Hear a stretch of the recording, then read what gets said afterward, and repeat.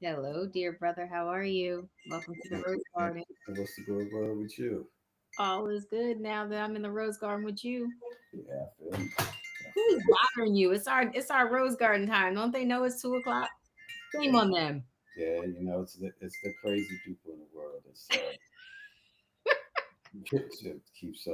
keeps troubling me. But Oh yeah, and there's a plenty of them, aren't they? I don't know if you know this, but you are not looking at me. You are looking like the up there. Now you're looking at me. mhm, yeah, so what's the word? What's going on? um. Oh my gosh, I couldn't wait to see you today, actually, because I've been talking to you all week about the shenanigans all my Mhm. life. I think I've been getting extra stressed. Oh boy, they're gonna call you on two different. You must be a VIP. Maybe Well, not. Maybe it's the exploitation people be it trying. could be. It really could be. I don't know. I don't know. But for those who don't know us, I guess we should introduce ourselves before we get into the heaviness of the week. All I'm Sarita.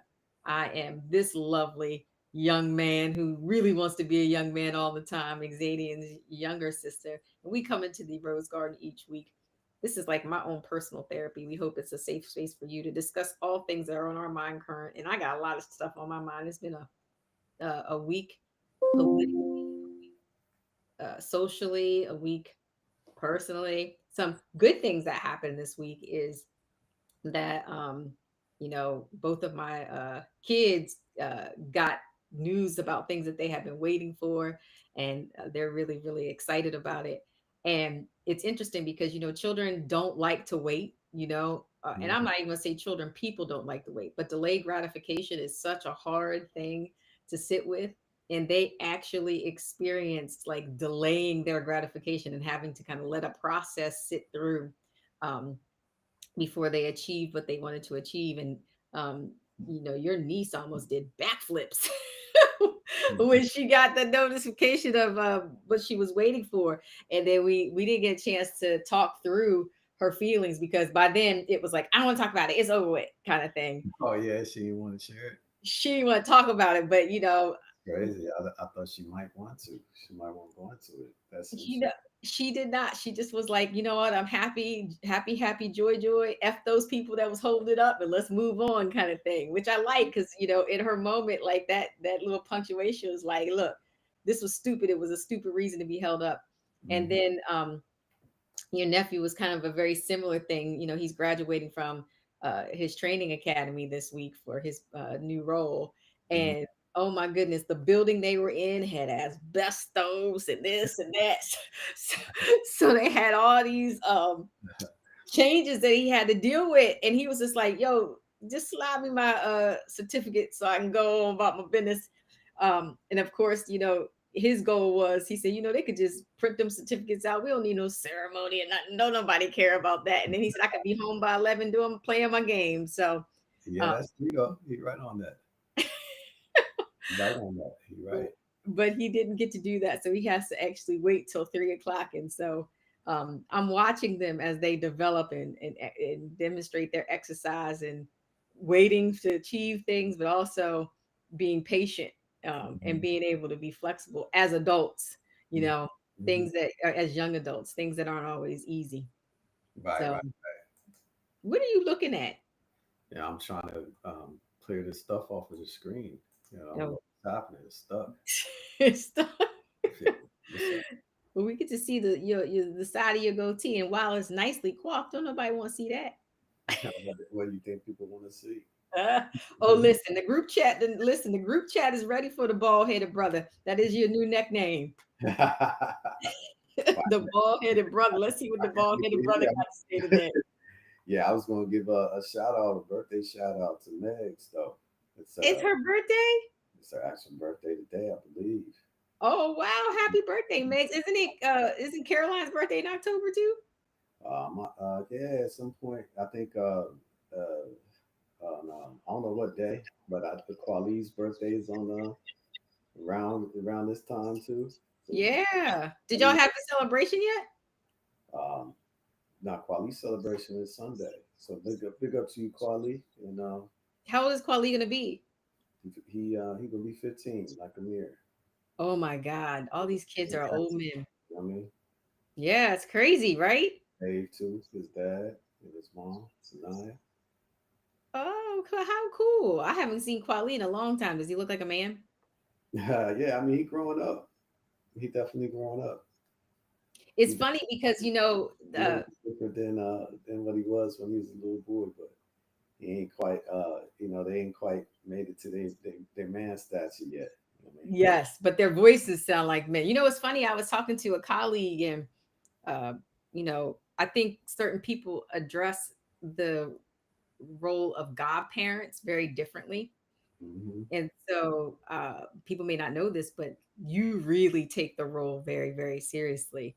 And I think my children's godparents take their role very, very seriously, because Okay. that means, at least in our understanding, that somebody is going to, if something happens to you while our children are, while we're not around anymore, that they're going to assume some kind of parenting role. Hmm. And I know that you do that for Kwali for sure, because his dad unfortunately passed away. But I also know that for my godchildren, because I mean, my godchildren, my children's godparents, because they are like diehard, like they ride for they godchildren. And it's beautiful to actually get to witness, because a lot of their relationship is built behind, without their dad not being involved. But I Hmm. was talking about this with some friends, and they don't, and culturally they're different. They don't have this idea of godparents. And I will say, we weren't necessarily raised with a godparent necessarily, but I think the way we are applying it, perhaps because of our own developmental background, means something to us. So I think it's really important to see the shifts. Like for me, when we were picking godparents, it was important to pick people that were going to display the values that we had and care about our children in our place. And I Hmm. think we did a good job of that. Actually, and I can't actually say that we picked our great kids' godparents. They picked their own godparents, Hmm. Hmm. because we were actually very late to baptizing them. I think Jalen was 14 and Sinai would have been 10. So they, when they were baptized, they actually had a lot of say in what they did, which gave a different tenor to the people we selected in their lives. They had already built relationships with them and things like that. Hmm. So, and I know, I forget, how did you get selected as Quali's godparents? I don't know. I guess I got to talk to Sanaya about that and see. I know that Dave had personally reached out to me before he had passed, and he said, out of every everybody he knew, he thought I was the most put together, and he Would want. you say you were too at that time? I don't know. I don't know everybody he knew, so I can't speak for him on that. But I Well, guess how do you feel about it? I mean, you know yourself at that. I thought it's a huge responsibility. It's a big. I took like you said. I think it's a big obligation and big responsibility. But I'll take it as somebody trying to impart a wish on you, uh, Hmm. on their deathbed, Hmm. and they saying, hey, can you look out for my son when I'm gone? Hmm. That's anybody could say yeah to that, but I just feel like if I put my word on something, I'm gonna live up to it. So Right, but I am really wondering, um, like what you thought, because I actually have not been had the honor of ever being asked to be a godmother, which is interesting. yeah, Um, I just thought it was it's a huge. I guess it's like anything else. It depends on how serious a person takes that responsibility. Some people can, they can become, a parent of a child, a parent of an animal, whatever, dog, pet, whatever. mhm, They don't really take that thing serious. You know what I mean? They just mhm. let it do what it do, whatnot. But I mean, if you really embrace that responsibility and all that stuff, I think that yeah, it's you gotta make a commitment to doing certain things.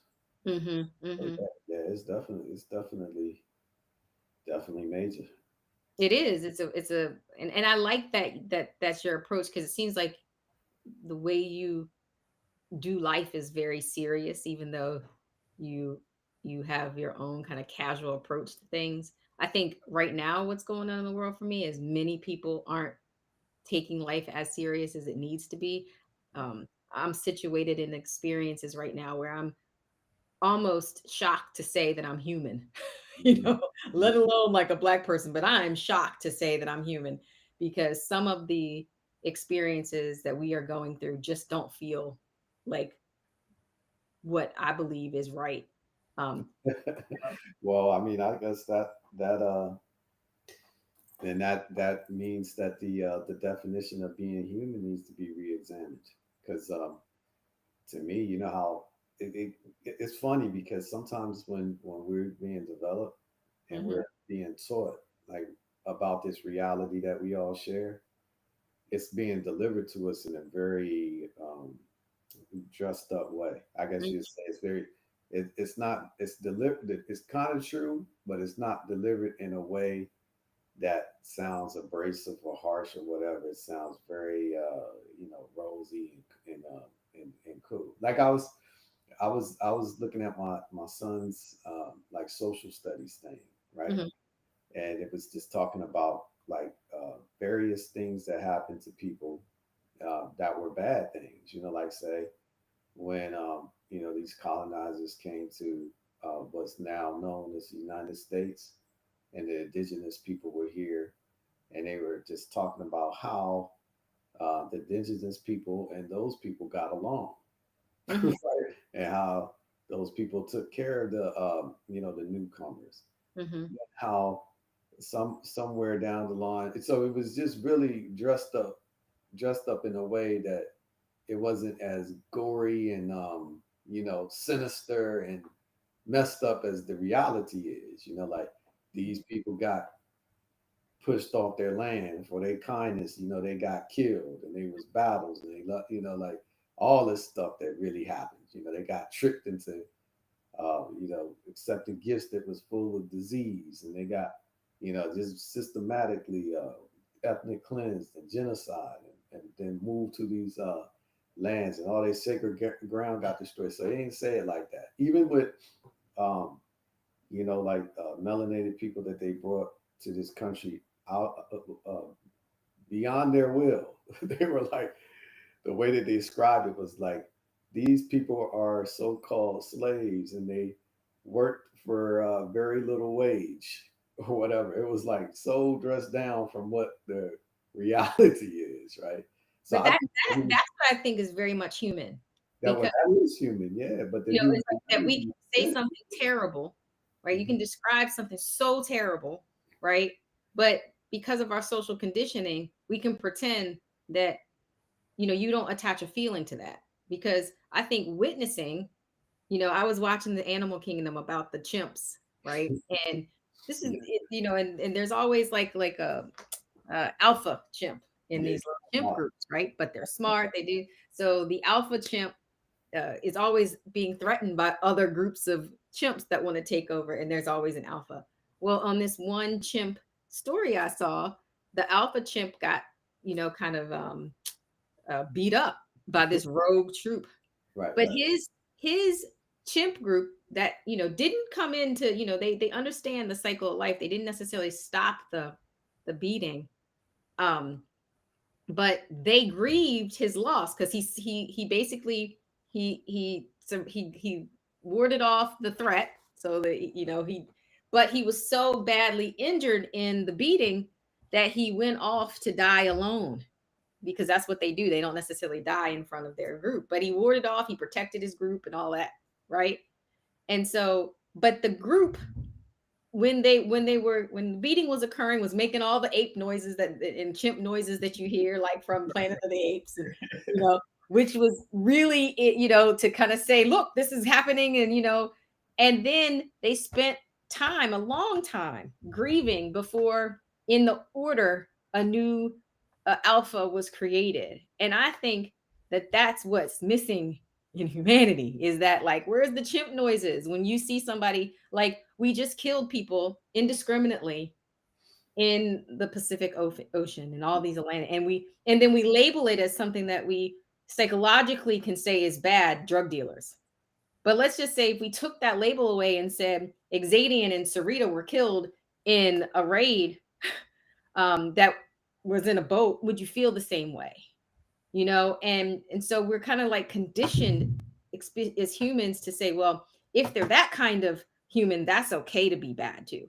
When really we all should be operating really with some decency to each other. And there's like some rules, karmatic rules, and energetic rules that we should follow. Um, not to want to kill each other in this murderous way, or not to want to be so harmful to each other in some harmful way. That's why I say it's really, really hard to be human. I watch my birds outside. I love my birds. They playfully attack each other when they are going after a piece of a worm or something that they both want. But I have never seen one fight one to the death, or be so um, selfless that they don't experience a loss of their group. And these are birds that, even grandma used to say you have a bird brain, which seemingly means that it's a small, underdeveloped mind. We are supposed to have these big developed minds, and we can't see harm and react to harm in a meaningful way. And I think that's what happens. But there's a real psychological reason for that. I think our brains don't make room for harm. So we are always trying to default to good so we can deal with it. Because otherwise, we would all walk around here in almost a suicidal trance. If we really thought about all the negative things that we give ourselves excuses to doing, like taking somebody's pencil or taking their money or stealing we give ourselves excuses to be bad. And then we might even justify it. Well, I took that person's pencil because they looked at me funny. Well, like you said though, if people do that, then they're supposed to be connecting that to the humanity and the others, right? Like Mhm. you're supposed to be able to personally understand what it's like, or what compulsion Mhm. leads you to doing those types of things, right? Because you felt it. Like say if you hungry and you got a family and your family need to eat, and Mhm. you know you don't want to just sit by and watch them starve, but you don't got no means to feed them. You might steal, right? Right. Yeah. Right. So then at the end of the day, then somebody else, who is human should understand. Like, yeah, I understand why that sort of set of circumstances might have led you to do that. Mhm. And then you like, I guess what that does is supposed to give you think you have empathy for the others, and then some sort of sense of understanding. But those things don't seem to happen between people. Like you said, and I guess I don't know why humanity is like that with each other. Like it's really disappointing and disturbing as a whole. Mhm. Mhm. But you just be hoping that that like the higher aspects of human beings will prevail. But Well, I guess it's a real struggle between it's a real, yeah, it's a between- struggle. And I'm not hoping no more. Like yeah. I have lost hope. These people know, I mean, we are doing some terrible things. Like it just almost defies logic to Mm-hmm. me. We can't, it's no more. I want to no more make excuses for this. I want to call it a thing, a thing. Mm-hmm. And I just read a terrible story. Have you heard the um, Kyron Oh, Lacey? no, no, I haven't heard that. Who is Kyron Lacey? Who's that? So this was a story of a young LSU football player, and he was set to actually enter the NFL draft and be a really highly regarded um, um, athlete. Mm-hmm. And I guess weeks before the draft, he Mm-hmm. was involved in a car crash Mm-hmm. in Louisiana. And it was found out that he was blamed for somebody in the crash died. So he was blamed for being the cause of the fatal crash. Mm-hmm. And in the weeks leading up to it, they arrested him, and they pretty much publicly slandered him, and didn't listen to anything that he had to say. I don't even know that it was mentioned much about what he had to say. So he ended up dying by suicide on April the 12th. Word. Yeah, and he had like a self-inflicted gun wound inside his car, right? Mm-hmm.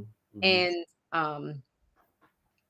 people interpreted that initially as his way of escaping responsibility and accountability for what he did.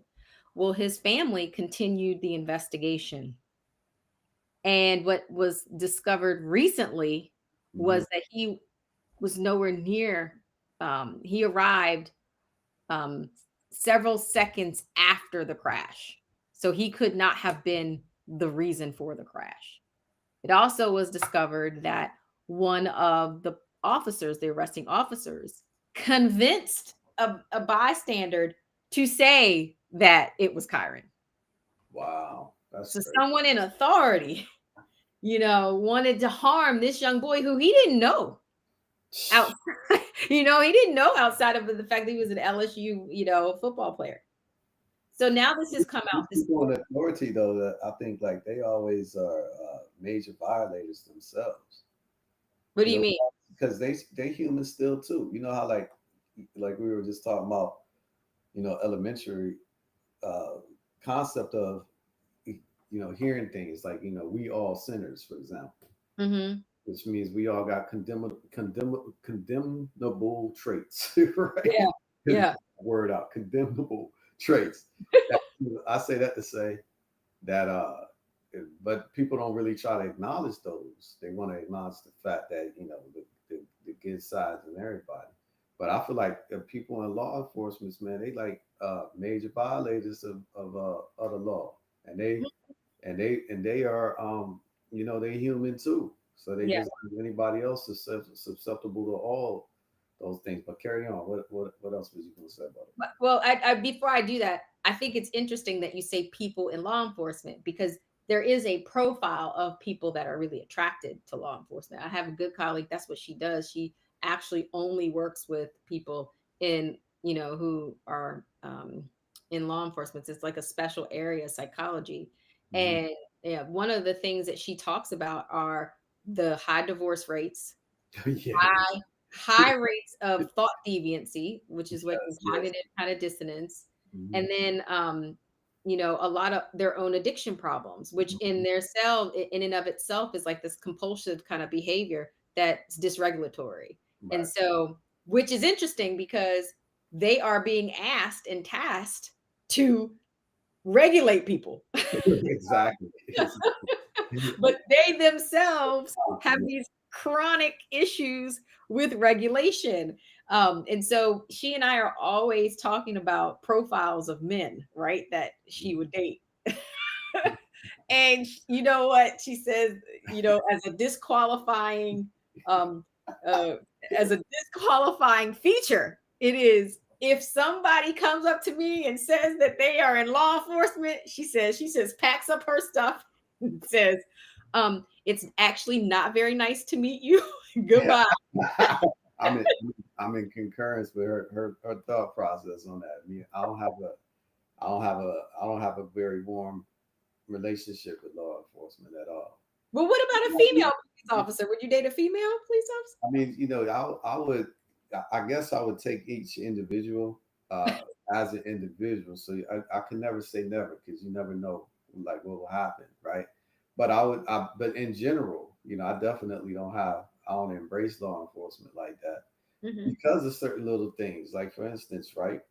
If somebody, did you know that somebody they could make up a story about you? Like right now, me and my brother Wes was in this situation where we intervened in a girl being attacked, right? Hmm. Hmm. In this really bad area, and when we intervened in it, we had no idea what would happen next, right? Which was this man who was attacking this girl, whatever. Was it a domestic like violence? Did you? Yeah, it ended up being a domestic, but what do you call it, intimate partner violence situation. But we ain't know that, what I'm saying? Because I came up on the scene first, and the girl was there by walking by herself, and then a car pulls up, and the dude jumps out and grabs on her and stuff, and Oh, then so she you just see started this breaking down. damsel in distress. Yeah, it looked like somebody about to get abducted or something really bad about to happen to him and stuff. So, I felt compelled to, to do what I could do, and Which was what? to intervene. You know what I mean? What's Now that it's look funny like? because this caused me great harm after I intervened in it because ultimately, what ended up happening is the dude went and told the police that me and that I abducted the girl, uh, that I abducted and kidnapped his girlfriend. Oh my. And also a Hollywood story of being held up at gunpoint where a pistol got put in his mouth and he Oh, got robbed at $200 in a pack of cigarettes. oh wow. So the, And so you're a the, non-smoker. right, I never smoked in my entire life. So Right. now here it is. I ain't have $200 on me. I ain't have a pack of cigarettes on me. I ain't have a pistol on me. I Mm-hmm. had no girl in the car. But the police do a felony stop with it. They basically roadblock the road up ahead, have Wow. police come up behind me, have guns all drawn on me at like 360 degrees. Driver, put with one hand, turn on the car, throw the keys off the window, all this stuff. And I'm Wow. thinking to myself, like, what the hell is going on? You know what I Right. mean? And come to find out, this dude has said all this stuff, right? How did you find that out? Because After? when we get down to the police station, they tell us what we charged with. And I'm Wow. like, well, y'all got the wrong people because like this happened tonight. What y'all talking about? They talking about Where's the girl? What did I do with the girl? robbery, kidnap. I'm like, kidnap who? What are y'all talking about? Right? I don't have no clothes in my closet. But this is my thing. It's crazy because the dude, like when you looked at the comparison of us, like just this visual inspection. I was coming from work, so I was dressed pretty, professionally. Right. That dude was like, not for nothing, not for nothing. I'm not saying this as a description of putting anybody down, but he was shabbily dressed dude and just looked rugged, raggedy and rugged, right? Right. Right. Dusty, all this stuff looked like a bag of barn burger dude, whatever. So why would a dude who looking professional want to rob a dude like that? That would be just like me going up to a homeless person on the street and Debo in their pockets. You know what I'm saying? Right. If Right. Right. I'm trying to rob somebody, why wouldn't it be somebody that I think got something, Right. right? Yeah. So I felt upset because the police didn't do to me didn't do their job. They Right. just took the word of somebody. So that's a frightful thought Yeah. because that means that anybody at any given time can, like right now, I could just walk and see somebody and I don't like that dude. Mm-hmm. Just call the police and say he robbed me at Right. government and all that, and they would literally without doing any kind of investigation just lock that dude up Yeah. and all that. So to me, that causes the person who got accused of something great harm. Yeah. But that's counter of the rule of law, which is you're innocent until proven guilty. Mm-hmm. But that's totally reversed because that means they take it as you guilty until you prove yourself to be innocent Right. of stuff. So all these things is harmful. You know what I Yeah. mean? 'Cause now you got to sit up there, spend all this money on attorneys and deal with time off and doing this stuff to vindicate yourself, Right. whatnot. And I was just thinking all that could be prevented by simple, invest. Like to me, if somebody came up to me and they said that same thing, this dude just tried to rob me, and I saw the dude, first off, the accuser Mm-hmm. looking raggedy, whatever. And then this the suspect looking like he got a much more expensive car dressed this way. I would be like, does something look wrong with that? Right. Let me pull this one to the side and let me try to get some facts and all this stuff. So yeah, that's why I said like the police to me like and not that I'm trying to for all those people that's in law enforcement, there's some good ones. You know what I Yeah. mean? There's Yeah. some ones that wouldn't have worked on that they would have looked at it and be like, hold on, man, like they would have done more work. But for the large part, I'm not a big fan of these constructs, right? Because Mm-hmm. they just don't really work. Like this thing with what Trump says sometimes. Like I said, in large part, when you take the whole, I see a lot of problems with Trump. Mm-hmm. But there's like little things, that he right on, like fraud, waste, and abuse. The fact that these people don't do their job, that's to me all of that fraud, waste, and abuse is the whole thing. You know Right. what I mean? Yeah. Right. So he got a point there, but that little valid point gives him license, to do some other things, to basically encroach on other people's liberties and freedoms. Well, we have a question from Mhm. YouTube that asked Mhm. in, which I was going to make this comment, which, hi, welcome to the Rose Garden. I think it's Meg. Meg changed her name. It's What's her name? What's she put it to? at VA22192. I don't know who that is. Big And up then whoever it is. yeah, big up. And then I think it's and I think Lavier is in the Rose Garden with us today. So we got a superstar in the Rose Garden today. And I Yeah. do believe that your brother-in-law your brother-in-law said he gonna come to the Rose Garden and might have to break the door down if I keep talking about these men's and stuff. And I'm like, Hey, I hear you on that. Hey, going back to wives, be obedient to your husbands as if they are the Lord. so he might have to come in the Rose Garden. To the young Lord that joined us. Listen, I'm not in a comedic mood today. I don't want to talk about the Lordship. I don't want to talk about the Lordship, but I do want to say that that we have been gotten our loyal followers are here. And it is Meg. Happy birthday, Meg! Are you going to Meg tomorrow's bingo? I hope you go have a good time. So, but the question was, do you think that the same thing would have happened to you if you were not melanated? And I want to, before you answer that, I want to say, I think there's absolutely a distinction between how Black and brown bodies are policed. But I think the bigger issue is the judgment and discernment of police. I totally agree.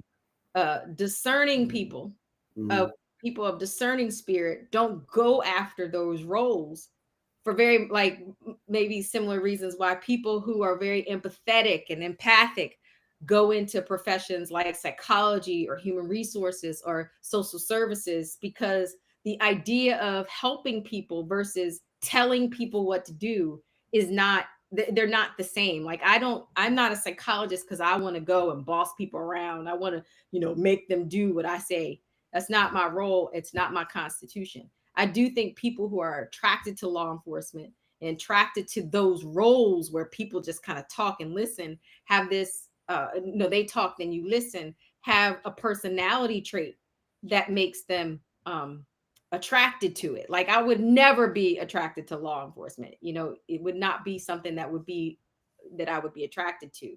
But I do think absolutely, and I think you would agree. So to answer Lavier's question, would it have changed if it was, if you weren't melanated? No question.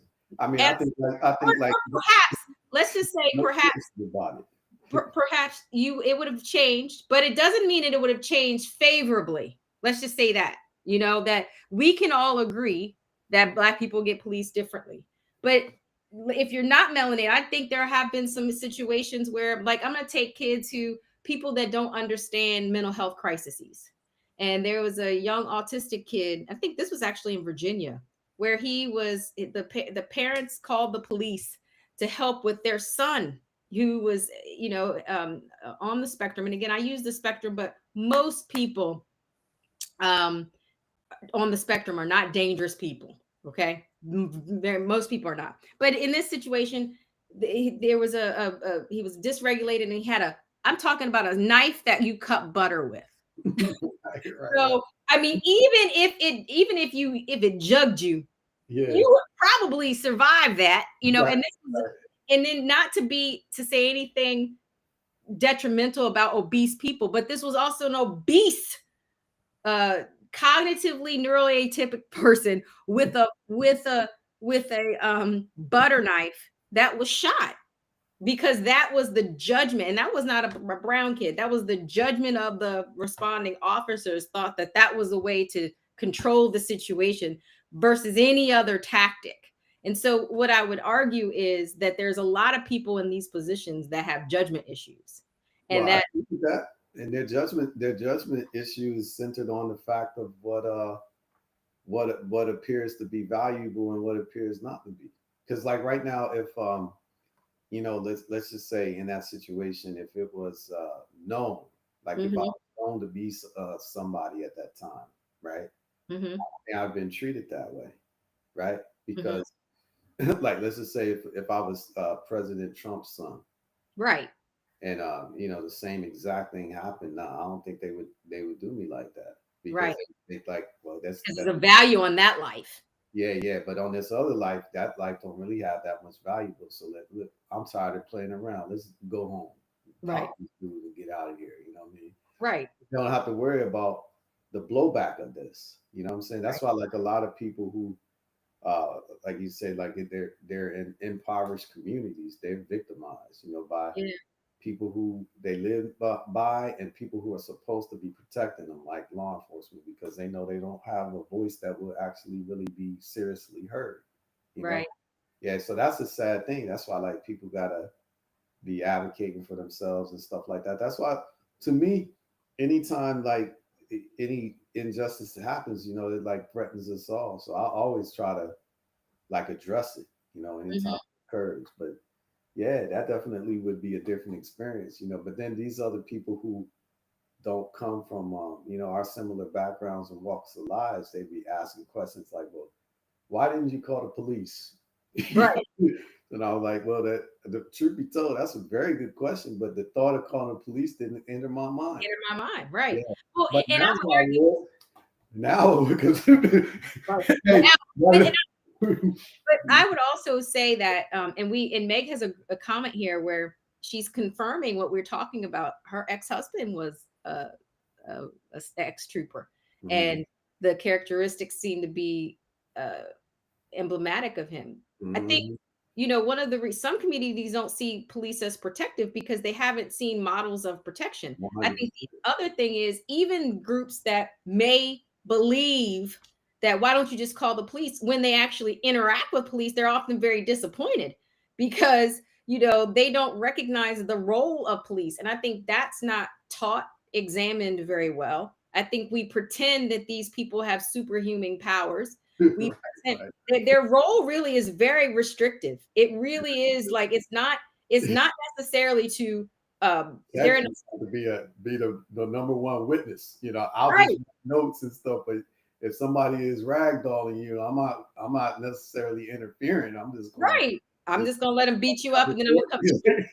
yeah. Right. But certain situations like that, like I guess for me, like you said, maybe subconsciously that my relationship or lack of relationship with the police may have been the cause of why I didn't think of it. But also, I was just thinking about the individual, like that. That time was precious for them. You know what I mean? So it's Mm-hmm. like if I'm the person like nearest and right there, what am I going to be doing? Like uh, calling the police and driving off, Waiting. whatever. Yeah. You know what I mean? It's like if I felt like I could help them, I do what I could do to help them. But that put my life at risk, definitely in a very, Yeah. very serious risk. And then also, by choosing to help them, I got punished for it. Right. Yeah. So that was That felt that was punishing. Yeah. yeah, And but I also have to acknowledge your courage, because mhm, I want to there's something called the bystander effect in psychology, and many people watch atrocities happen and don't intervene, and they just walk past it. And so there's very few people, I think, now that I know this story, my husband has a, oh my god, he has such a bad habit of intervening in situations, that I sometimes feel like we don't have to be we don't have to be the moral compass, but like right, for example, he does little things like he can't stand when people cuss around little kids. I mean, so like, or elderly people. So like if I'm in the store and I'll say, whatever, because I cuss like a professional, right. and I'm a professional cusser, everybody. Yeah. So, and mostly it's because it makes me feel better, right? And my grandmother was a professional cusser and she raised me. So he'll go, shh, shh.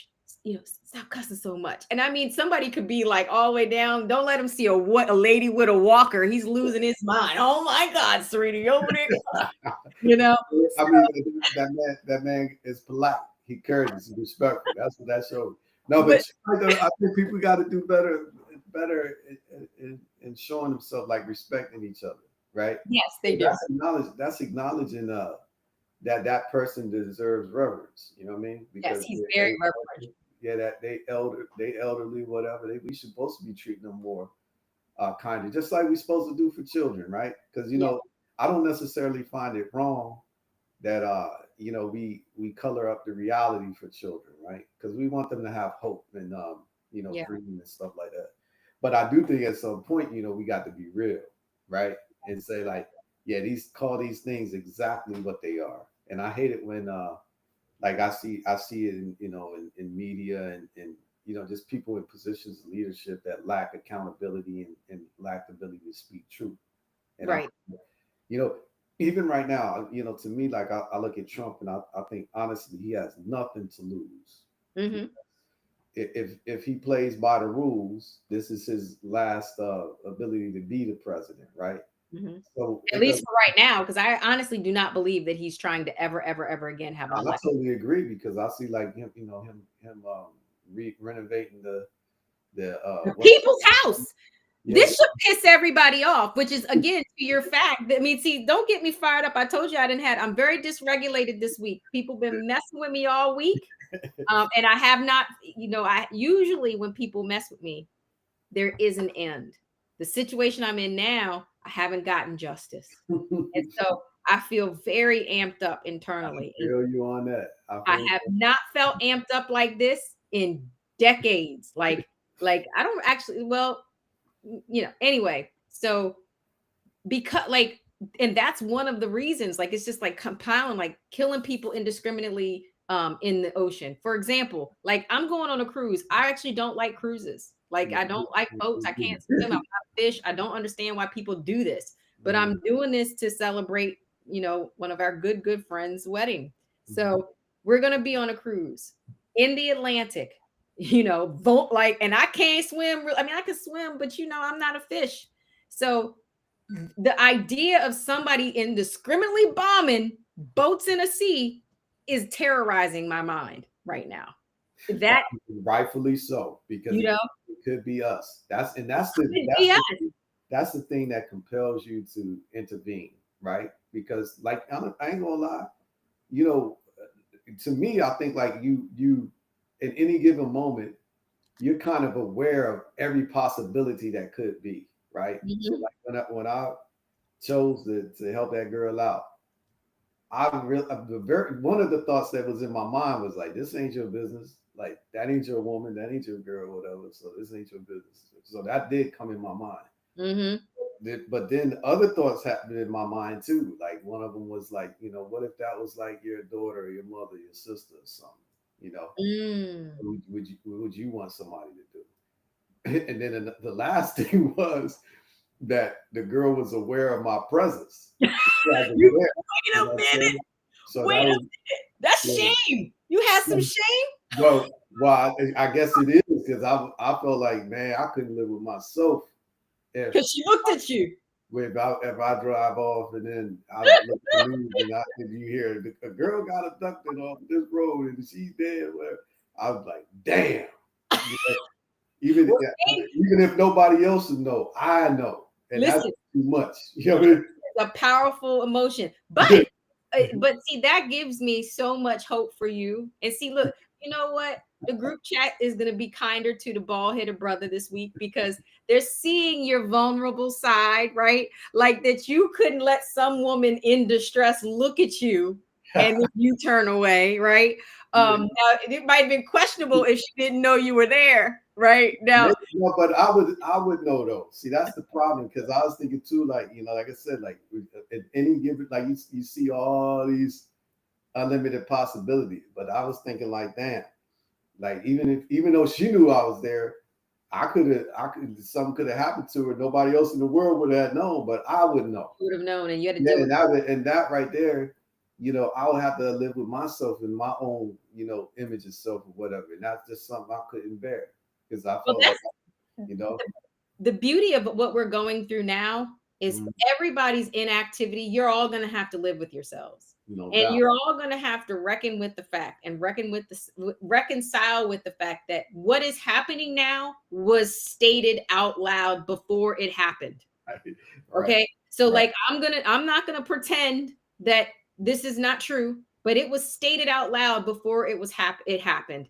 How it was couched was very similar to how these attacks on in the open sea of random people that we have not verified to be actual drug dealers. It was there are some bad people that we're gonna label bad people, at least at that time it was immigrants who were doing jobs in large parts that all of us needed, like picking our food, like working really, really late hours, doing construction, which we don't have a trained workforce enough to do, where, doing the service jobs that nobody will do. I was watching YouTube, not probably YouTube, and this farmer said, I have recruited people, and it was like in Idaho. So he went down to the town because they raided all of his farms. He went down, he said, I'm doing what the people are telling me to do. Go to the main street, tell people you can work on my farm. I'm also going to provide you food and provide you living quarters. I just need you to come pick. All the young people in town who are unemployed did not show up. One person showed up. So That's how I these felt. people were not taking advantage of any kind of system. They weren't bringing more criminality into America than America, whose history itself is one built on criminality. They weren't bringing anything more to that. But whoever said, when you guys gave this person permission, that's what you're going to have to reconcile with. And as Okay. my brother said, that word that you're dealing with right now is shame. And so, what you're doing to yourself right now is allowing yourself to make excuses for your shame. And that in itself is shameful, because what you should be doing now is being far more accountable than you were when this could happen, because people are hurting. The government is now shut down, and the second longest shutdown in history, and we're poised to be going through to December. And I don't know who the hell in America, because I know all y'all living off of credit. I test half of America all the time. Y'all have fake Bentleys, all this stuff. You don't have money that is that long. Y'all are going to be standing in front of the grocery store, either robbing people or begging people to buy your groceries. And then you're going to be upset when people say, like, not like my brother did in that situation with the poor girl. You're going to have to look those people in the eye and tell them no. And that's what we're doing now. And you have to live with yourself for that. And I'm so frustrated with the inactivity and the lack of courage that we have in this country and as Americans, because this could be totally different if we had more courage, and we don't. But guess what? We're all going to be harmed, and it's going to come down to who's going to have the courage. And I'm telling you, there's a lot of deviance in the world. Y'all ain't cracked open the door to the deviance. But Yeah. guess what? When things start to get scarce, scarcity brings on a lot of deviant behaviors. And the good thing about deviance, let me tell you this, is they can live with themselves for their deviancy. So they can wake up. Like, remember, Jeffrey Dahmer was living in the community. People liked him. He was a nice person, and Yeah. he was eating people. And Okay, they could rationalize and justify their behavior. evil behavior. Yes, just like we see of these leaders in the world today, right? Mhm. Yeah. Anytime they pick, it's going back to that question, like, could it be different? Yeah, it'd be different. Like right now, if you seen like what happened with what they call the January 6th insurrection, right? Mhm. Where people decided to attack the Capitol, the U.S. Capitol, right? And Mhm. all those people got pardoned. Well, a large thousands of them got pardoned by the current president. But I guarantee you, if that was a group of people that looked like me, and they knew that they was from our neighborhood or whatever, none of that neighborhood. I don't think my whole lineage would exist any longer. Mm-mm. They would be totally justified in dropping the bombs on us and all that, because they would say we evil, wicked people. But how Mhm. come those people ain't looked at it as the same way when they had intent to do people serious harm? there's people that there's police officers that died that day. Mm-hmm. If one police officer died, from a group of black people doing something, their whole community is terrorized. Right. They don't just let that kind of thing rise. But I think people know that. Like there's two sets of justice in here, and that's why people, they are able, to operate with relative immunity to do any damn thing they want to do to people. And they don't like the Jeffrey Epstein situation, right? Mm-hmm. It's funny to me because like they will, that girl that I forget her name, but the one that was working with him, Giselle. yeah, That's and they have her down at the the club bad. Fed, right? Yeah. But and in an exclusive way, like prisoners can't be around her and all this stuff. So, Right. but then the victims that are speaking out, they have to advocate hard for themselves, and then people who are violators of them victim, like Prince Andrew and the like, you Mm-hmm. know, they don't view those people as lives being valuable. Yeah. You know what I'm saying? But they review the I guess you'd say the predators of these victims as their lives being valuable, Right. And the only distinguisher of that is the the the the massive wealth, because this person got some sort of wealth and status that means something that's supposed to be dignified or prestigious, but because it's a little girl or a little boy or whatever who don't got nothing, you know what I mean? You It's should like, actually value that person more. yeah, Well, I'm glad we got to purge, and I'm glad we're on the same page. And one, you keep getting so much favor in the group chat. You're so kind today. Keep it up, brother. You might have some clothes in your closet sooner than you think. People might see you nice. They listen. You ebb and flow in the group chat. So sometimes they cussing the bald headed brother out, and then today, you got a lot of cussing last week about the lordship. You ah, know. yeah, because I know women have a very difficult relationship with obedience. Oh my. Even my own mother was trying to holler in on that. You know what I mean? But I think if you examine that, I got some validity in that. I would say because I'm going to take it to the broader community. I think humans have a problem with obedience and accountability, which is probably more at the core of what you try to say. Now, I'm a good brother translator so that they don't come burn your house down, because I got some gals over there that's bigger than you, and I don't want you to have to put yourself in. And I know how you feeling on elbows to see what size they are. Okay.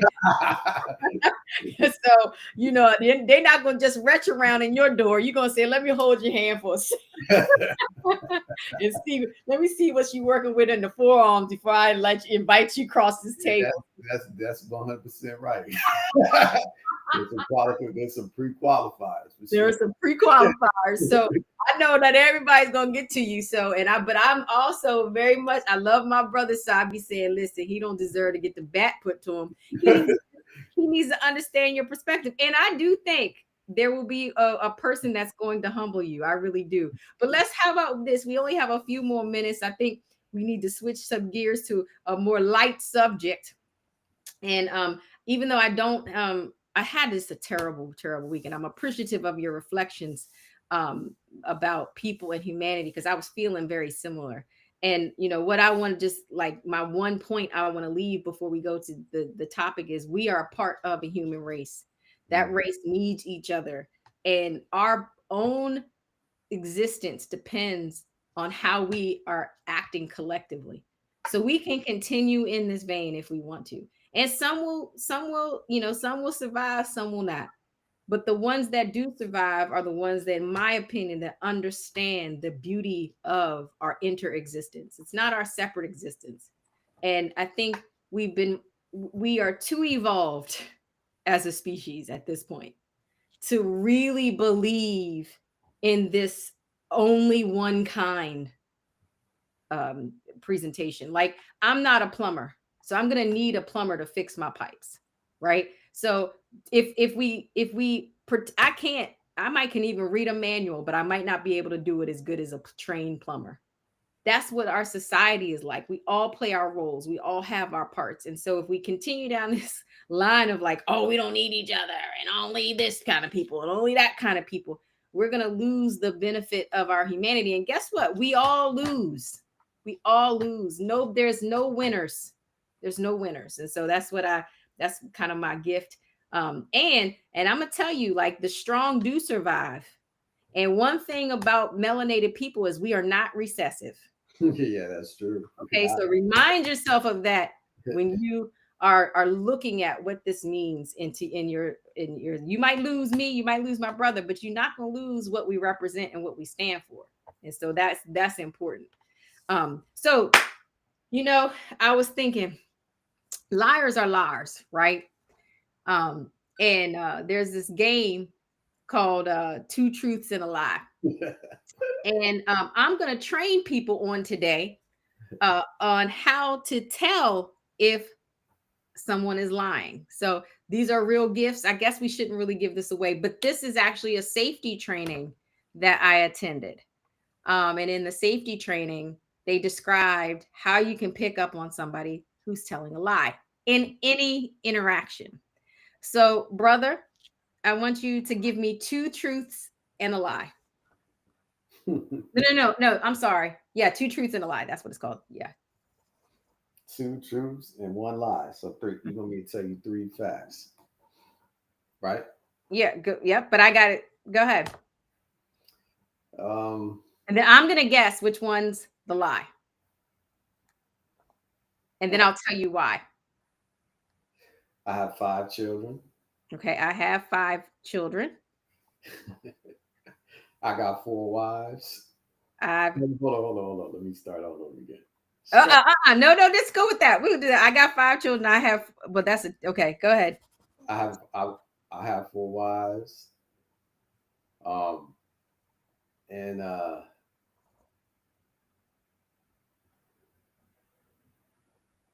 damn. You're gonna have to give me more. Let me start all over again. Yeah. Listen, Sensei, I know you know how to do this. Let me start again. Let me start again. Let me see. I was raised by Grandma Rose. Okay. I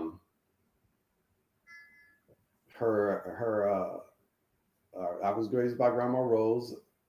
I grew up with 2 sisters, and I got 5 kids.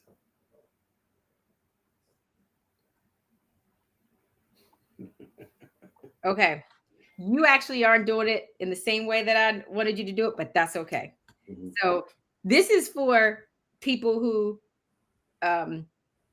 so there's some social cues that you do when you're telling lies, usually. So there's tells, like people either look away or they do like a clearing of the throat, or they're doing it. And it's because, again, psychologically, we have to make room for the lie. Okay. The other thing is you usually use more details when it's a lie. And the reason for that is because you're trying to make yourself more believable.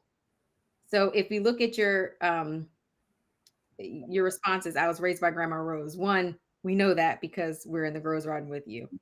I grew up with 2 sisters. I've got 5 kids. Now, if you hadn't said 2 sisters, the sentence I got 5 kids would have had, I have got 5 kids would have had the most words. And so that's the more details that you can pay attention to. Now, you are not like somebody who's like a trained liar or a person who's interviewing. So right. In interviews, we typically are interviewing and telling people to tell us parts of stories so that we can understand your facts. When people start adding details, like, and it was, a Tuesday, when it's, they don't remember it or whatever, you start like, well, how did you know it was a Tuesday? This was, our brains normally don't work that much. So if you're around someone who's telling you stories and they're adding all of these details, I would be concerned. The other thing is people who are oversharers. Now, there are probably people who are oversharers and outliers. Like, I work with a lot of kids on the spectrum. They are oversharing. Okay. Yeah, I was just thinking that. I'm like, some people, Because you know how I could tell when somebody's lying. First of all, I think like we all got like like this intuition and sense, because like we all kind of know the truth, even when the truth is not doesn't have to be spoken. But when the truth is spoken, like there's some sort of like reconciliation that happens where you don't even have to speak on it no more. Like Right. it's all like everything is all together, and all the pieces fit. Like the whole pieces of the puzzle all fit together. Yeah, And absolutely. everything makes sense. When it's a lie, like it's a lot of things that you have questions. Yeah. When somebody has told you a lie, it's a lot of emptiness. Like what? Like you said, when was that? Tuesday. How you do that on Tuesday when you got He like was here. Right. Right. so you always kind of like know from these things, and like Yeah. you said, people do give you like tells, like all the stuff that you said that was brilliant. And it's also training people to pay attention when people talk. So what's happening now, I think, is we live in a world where we're already like disconnected. I can tell you by like hanging out with my adult children, they Yeah. never break up with their cell phones. Like honestly, we almost get in fights about like, can y'all just put the phones away? When we're like spending family time, we were watching a game on the couch and they're like flipping through they watching the game, but they're like flipping on their phone and stuff. It's very distracting to me. So I think the newer generation, they're learning to split attention. But what I'm telling you is, unless something remarkable happens with our brains, which recognize that your brain is being very influenced when you are always being stimulated like you are on a cell phone. There Mhm. is so much research out there that says how negative the stimulation and just like the light combination and the word combination and so much is happening in your brain that you just do not, it's impossible to be attending to your environment in the way that you need to. And what that does is that shuts down your emotional response, which, like it or not, like you made a great point, your emotional response is the most adaptive part of your human nature. So there are things, like you said, you can always tell when something doesn't feel right. There's a book called The Gift of Fear. It's one of like, it's an easy read. Again, I got it from this training and I didn't necessarily sit down and read it. I'm an audible reader. I ain't got time to be sitting down. I know. But it is so spot on. Like, and there's another book that I did actually sit down and read called Blink that shares the same information in a different way. So we do have, like, the brain does have the ability to catch on to things that are not helpful to us. The problem is we are socialized to ignore it. And so these books train you not to ignore it, to train you to be more present. So I'm giving you these gifts now because we're in a situation where we are being lied to every single day. And even if they're lies by omission or lies by extra characteristics or saying somebody is bad when we don't indeed know that they're bad. And again, we have laws in place for bad people. So I don't know that we need to be assassinating everything that's bad. Our homicidal spirits should be a little bit more tame than that. Then we get to all like, just because you're bad, you get killed. Or one person gets to, like, that's just not how our society is set up. So those books are exceptional tools if you really want to learn how to master these abilities in yourself. And it's constantly this discussion now, I think, about like what is safe and what's not safe, and being able to discern that is going to be adaptive in an environment where we can't trust things, and we don't have a lot of control, and the systems that we had thought were in place for us before are no longer in place. So I give those gifts to you, brother. You keep showing me you got such good qualities. I think that group chat's going to be kind to you today. Is there anything else you want to say before we shut down? Yeah, I just wanted to reiterate that happy birthday shout out to all those I guess they Scorpios, Are they Meg. Scorpios? Yeah, I Ooh, think they Scorpios. Some Megs. I think it's our daughter Alexi, Caroline, uh Qua- quietly, Quali, quietly. Quali Abel, you know what I mean? Shout out to his mom and all that too. I don't know nobody else off the top of my head right now. But Not that's October birthdays that I can think of, but hey, we were blessed by a superstar today. Oh my goodness, Lavier was on live, and let's give her little senior citizen fingers credit for being in it live and chatting. So she gets a little. That technology today, huh? She got that technology to work now. You don't need a tutorial today. She over there showing off, you know. So we were blessed to have her in the Rose Garden, and I'm always blessed to have you be my reflection for things like like I had an angry spirit entering into the Rose Garden over the things that were happening, not just to the world, but to me personally. And when I leave the Rose Garden, I feel so much better. So I'm so appreciative of the time hanging out with you. And I hope others feel really good too. We'll be here same time, same place, same bat channel next week. All right. All right.